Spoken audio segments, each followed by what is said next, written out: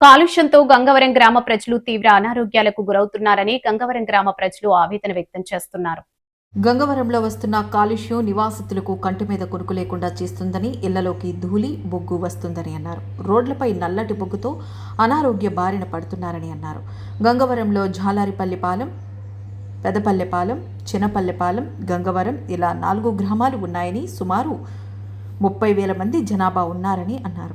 Gangavaram port కాలుష్యం వల్ల ఆస్మా, చర్మంకు సంబంధించిన వ్యాధులు, కిడ్నీ సమస్యలు వస్తున్నాయని, గర్భిణీలకు శ్వాస సంబంధిత వ్యాధులతో ఇబ్బంది పడుతున్నామన్నారు. ఓవైపు పోర్టు, మరోవైపు ప్రైవేటు గోదాములతో కాలుష్యం తీవ్రత రోజురోజుకి పెరిగిపోతుందని స్థానికులు వాపోతున్నారు. ఈ సమస్యపై ఇప్పటికే పలుమార్లు జిల్లా కలెక్టర్ని, పొల్యూషన్ కంట్రోల్ బోర్డు, ఇతర అధికారులు కలిసి ప్రయోజనం లేదన్నారు. ఇప్పటికైనా అధికారులు చొరవ తీసుకుని కాలుష్య నియంత్రణకు తగు చర్యలు చేపట్టాలని కోరారు. నుంచి మాట్లాడుతున్నాం. ఎందుకంటే పొల్యూషన్ అనేది గంగవరం 4 గ్రామాలకి ముట్టడిస్తుంది. చిన్నపిల్లలు, మహిళలు, ప్రెగ్నెంట్ మహిళలు కూడా చాలా ఇబ్బందులు పడి, ఈ వయసు ఎక్కువైనటువంటి వాళ్ళు 50 సంవత్సరాల నుంచి 60 సంవత్సరాలు వాళ్ళు కూడా చాలా ఇబ్బందులు పడుతున్నారు. కానీ గతంలో గంగవరంలో కొన్ని రాజకీయ పార్టీలు చాలా ఒత్తిడి తీసుకొచ్చి గంగవరాన్ని తరలిస్తాననేసి మరి గంగవరం ప్రజల్ని 4 గ్రామాల ప్రజల్ని కూర్చోబెట్టి ఒక నిర్ణయానికి గంగవరం ప్రజలు తీసుకొచ్చారు. తీసుకొచ్చిన తర్వాత గంగవరం ప్రజలు ఇక్కడ ఉండే గ్రామాన్ని తీసేయమని కూడా గంగవరం ప్రజానీకం చెప్పారు. చెప్పిన తర్వాత గంగవరానికి ఒక జాగా కూడా 7 మీటర్ల మరిపాలెం అనేసి గంగవరం ప్రజల్ని 4 గ్రామాల పెద్దల్ని తీసుకెళ్ళి అక్కడ జాగాలు కూడా చూపించారు. చూపించిన తర్వాత మళ్ళీ గంగవరంలో కమిటీ వేసి అక్కడికి ఎలాగైనా తరలించాలనేసి అనే తరుణంలో మళ్ళీ ఎందుకైతే బ్రేక్ పడ్డాదో అదే టైం అప్పుడు గంగవరంలో ఇల్లులు కూడా కట్టకంట ఆపేసుకున్నారు. గంగవరం తరలించేస్తారేమో అనేసి చాలా చాలా ఉల్లాసం పడ్డారు. కానీ మళ్ళీ అలాగా మళ్ళీ ఇంక వేరే రాజకీయ పార్టీలు వచ్చాయి. వచ్చిన తర్వాత అది నిమ్మక నీరెత్తకంట ఉగ్గేశారు. ఇప్పుడు ఎందుకంటే పొల్యూషన్ అనేది గాల్లో కలిసిపోయింది, అది సాధారణంగా ఆగదు. కానీ ఇక్కడ నుంచి గంగవరం కంపల్సరిగా తరలించేయాలని కోరుకుంటూ ఈ అవకాశం కుర్రోళ్ళకి పెద్దలకి ధన్యవాదాలు తెలియజేసుకుంటూ చదివిస్తాం. గంగవరం అదాని పోర్టు నిర్వాసితులు గతం నుంచి ఇప్పటి వరకు చూసుకుంటే గంగవరం అదాని పోర్టు పొల్యూషన్ అనేది పెరిగింది.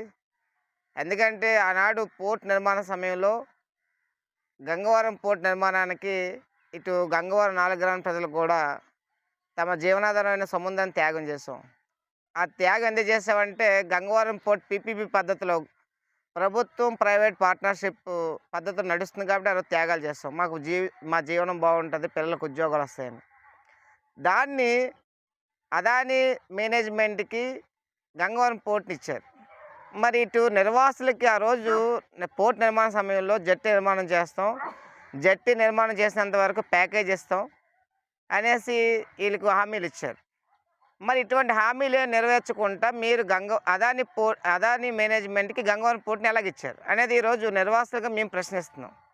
మరి గవర్నమెంట్ ఇది నిర్వాసులకు ఇచ్చిన హామీలు నెరవేర్చకుండా మీరు ప్రైవేట్ వ్యక్తులకి ఈ పోర్ట్ని ఎలాగెమ్మారు? అది మీకు ఏ విధంగా న్యాయం అనిపిస్తుంది?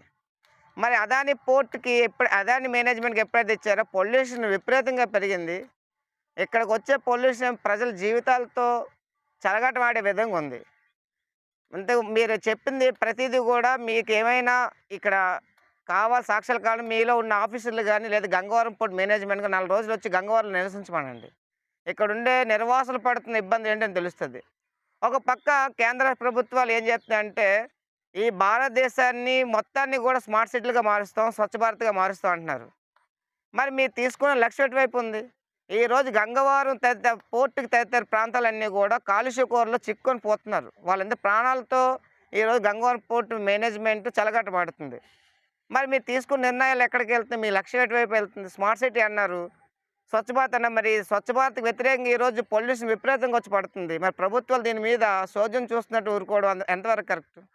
కాబట్టి ఖచ్చితంగా గంగవరం 4 గ్రామాల ప్రజలు అలాగే తదితర ప్రాంతాల ప్రజలు కూడా ఈ కాలుష్యంతో చాలా ఇబ్బంది పడుతున్నారు.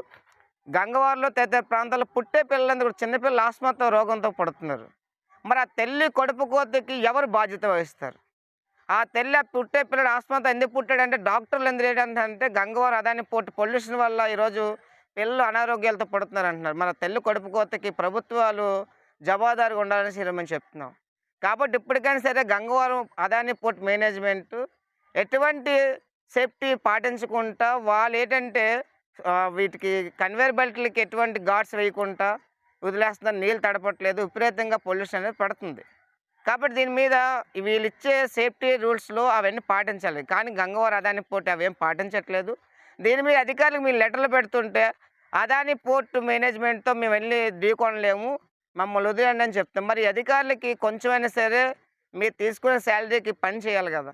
అదాని మేనేజ్మెంట్ పెద్దనే వదిలేయడం ఎంతవరకు కరెక్ట్? ఇటు ప్రజల కన్నా మేనేజ్మెంట్కి భయపడితే ఎలాగా? కాబట్టి ఖచ్చితంగా ఇప్పటికైనా సరే అదాని పోర్ట్ మేనేజ్మెంట్ మీద చర్యలు తీసుకొని ఇటు గంగవారం నిర్వాసితులకి తదితర ప్రాంతాలు 4 గ్రామ ప్రజలకు కూడా న్యాయం చేయాలి. లేని పక్షంలో ఇక్కడ 4 గ్రామ ప్రజలు కూడా ఐక్యం అయ్యి రేపు ఈ వారంలోనే మేము ఈ పొల్యూషన్ మీద టెంట్ వేస్తున్నాం, నిరాహార దీక్షలు కూర్చుంటున్నాం. అప్పటికి కూడా ఈ సమస్య పరిష్కారం కాకపోతే గంగవారం అదాని పోర్ట్ని మేము ముట్టడిస్తామని తెలియజేస్తున్నాం. కొవ్వూరమ్మోరు గంగవారం గ్రామ కాపురస్తుడును.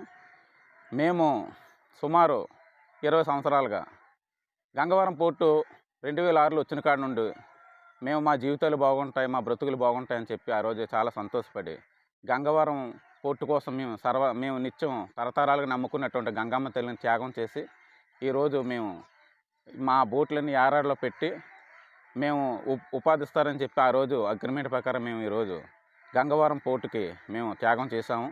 ఈరోజు దిబ్బపాలెం తరలించారు, మా ఊరు తరలించలేదు. అయితే ఆ రోజు ఏమన్నారంటే ఊరు తీయాలనే దీని మీద సర్వే అయినప్పుడు కూడా ఊరు తీయకుండా మీకేం పర్వాలేదు, ఇది ఇంటర్నేషనల్ టెక్నాలజీ పోర్టు, ఈ పోర్టు వల్ల మీకు ఎటువంటి అపాయం ఉండదు, ఎటువంటి దుమ్ము దూలు రాదన్నారు. కానీ ఈరోజు పోర్టు వచ్చి 20 సంవత్సరాల్లో మా ఊరు ఎలా ఉందంటే గంగవారం అనేసరికి ఎక్కడ దూరంగా ఉండి వస్తుండగా ఏదో పొల్యూషడ్ ప్రాంతమైనా కాకపోయినా సరే పొగమంచుతోని ఊరు ఎలాగుందో విపరీతమైన పొగమంచుతో దుమ్ము ధూళితో నిండిపోయి ఉందని చెప్పి ఈరోజు సర్వేలు కానీ వచ్చినవారు కానీ చూస్తున్నారు. మా గంగవారంలోని ఈ 10 ఏళ్ళలో సుమారు ఈ 10 ఏళ్ళు ఇంకా బాగా డెవలప్మెంట్ అవుతుంది అనుకున్న టైంలో ఇప్పుడు పోర్టు ధూళి వల్ల విపరీతమైన జబ్బులు వస్తూ చిన్నపిల్లలే కాదు, పెద్దవాళ్ళు కాదు, ప్రెగ్నెన్సీ కాదు, ఈ దుమ్ము ధూళి మింగుతూ విపరీతమైన వ్యాధుల బారిన పడుతున్నారు. ఈరోజు చాలామందికి లంగ్స్ క్యాన్సర్ అని, లేకపోతే కిడ్నీలు ప్రాబ్లం అని విపరీతమైన జబ్బులతో గంగవారం ప్రజలు అల్లాడిపోతున్నారు. ఈ రాష్ట్ర ప్రభుత్వం కానీ ఈ కేంద్ర ప్రభుత్వాలు కానీ ఇటువంటి స్పందించట్లేదు. మేము గౌరవనీయులైన శాసనసభ్యులైన గౌరవనీయులు శ్రీ గాజువాక శాసనసభ్యులు ఎమ్మెల్యే గారు పల్లా శ్రీనివాసరావు గారికి చెప్తున్నాం. అలాగే ఇటు జిల్లా కలెక్టర్ గారికి మరియు ఎంపీ గారికి చెప్పేది ఒకటే, గంగవారం అనే ప్రాంతంలో విపరీతమైన పొల్యూటెడ్గా మేము నరకం అనిపిస్తున్నాం. కనీసం మీరు ఇప్పటికైనా సరే ఒక సర్వేనేసి గంగవారాన్ని పంపించి గంగవారంలో సమస్యలు ఏంటో తెలుసుకోవాలని కోరుకుంటున్నాం. ముఖ్యంగా మేము ఏంటంటే ఈ వేసవికాలం వచ్చినప్పటికల్లా మేము ఊపిరితిత్తుల ప్రాబ్లంతోని, అనేక జబ్బులతోని, అనేక రుగ్మతులతోని నరకం అనిపిస్తున్నాం. ఇక్కడ నీరు కలుషితం, గాలి కలుషితం, తినే ఆహారం కలుషితం.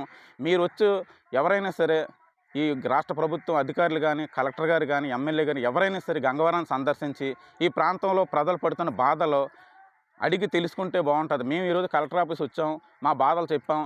ఇదేంటంటే గంగవరం పోర్టు ధూళితో మా చుట్టుపక్కల ఉన్న ప్రాంతాలు కూడా విపరీతంగా పొల్యూటెడ్ అయిపోతున్నాయి. ఈరోజు మేము ఏంటంటే ఈ దుమ్ము ధూళిలో బ్రతుకుతున్నాం.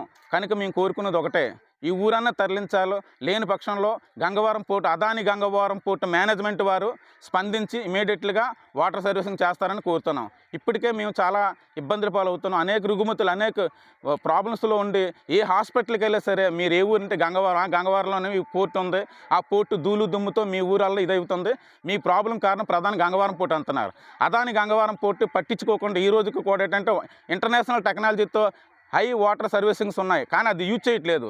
మిగతా పోర్ట్లలోని ఎన్నో పోర్ట్లలోని ఎటువంటి దుమ్ము ధూళి రాకుండా వాళ్ళు కరెక్ట్గా వాటర్ సర్వీసింగ్ చేస్తున్నారు. కానీ కేవలం అదాని గంగవారం పోర్టు మాత్రం ఈరోజు నిమ్మక నీరెత్తినట్టు వదిలేసేసి వాళ్ళకి ఏదో ఉద్యోగాలు ఇచ్చాం, ఆ ఉద్యోగాలు సెటిల్మెంట్ చేసాం అని చెప్పి మా ఊరు పట్టించుకోవట్లేదు. ఇంతవరకు కూడా ఇంత విపరీతం ధూళి వచ్చి ఇంత నరకం అనిపించినా సరే అదాని గంగవరం పోర్టు పట్టించుకోవట్లేదు. ఇప్పటికైనా సరే ఊరైనా తీయాలి, లేదంటే అవుట్ ఆఫ్ టెక్నాలజీతోను వాటర్ కరెక్ట్గా చేసి మా ఊరి మీదకి ఎటువంటి దుమ్ము ధూళి రాకుండా చూస్తారని కోరుతూ సెలవు తీసుకుంటాం. పెట్టుబడిదారులు ఉన్నారు, మీరు వాళ్ళు బాగోగులు చూడడానికి ఉన్నారా, లేదంటే ప్రజలు బాగోగులు చూడడానికి మీరేమో మిమ్మల్ని మేము ఎందుకు ఎన్నుకున్నాం?